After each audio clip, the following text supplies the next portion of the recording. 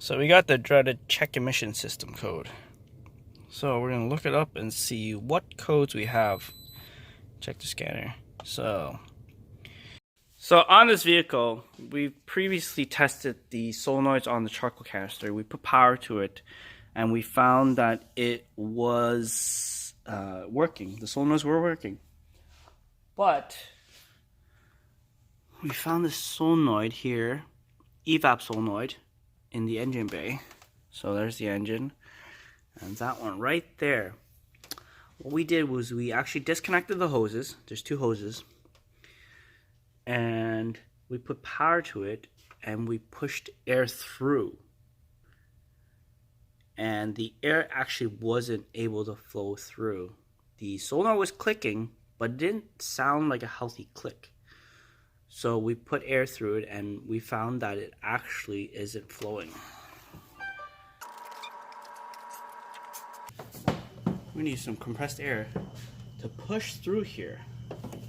So what happens is right now, if we push air through, nothing will come through.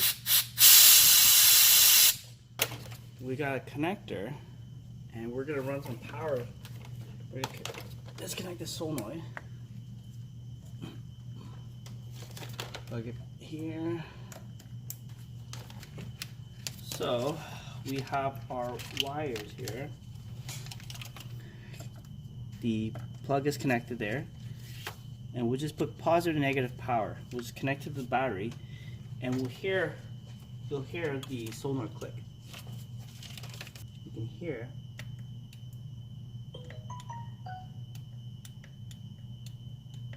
the solenoid. Doesn't sound normal, doesn't click properly. We have power to it now. Now the real test is whether we get any air flowing out of here.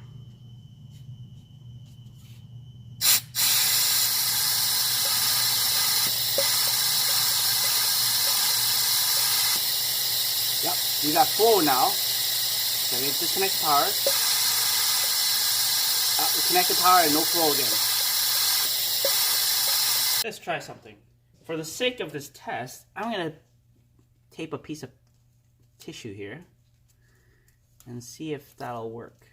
So that way you can see if it's working or not. So right now, what I'm gonna do is, okay, so I got air going through there. Let's try this. Okay, so power.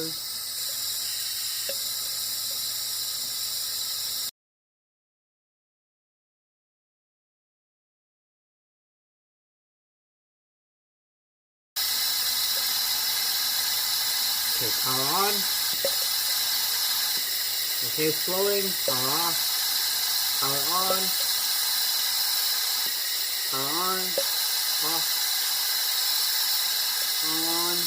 See, now it's not flowing. Power's on now, but it's not flowing. Okay, for comparison's sake, we have the spare one set up. So a used one. So what we do, we tape the piece of paper on there as well. We have it plumbed. We're gonna put some air through it, and we're gonna add power to it. Now,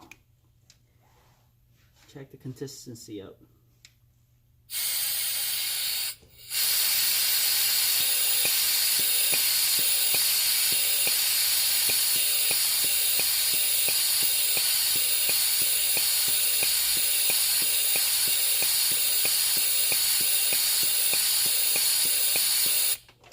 As you can see, this solenoid is much more consistent compared to the original one.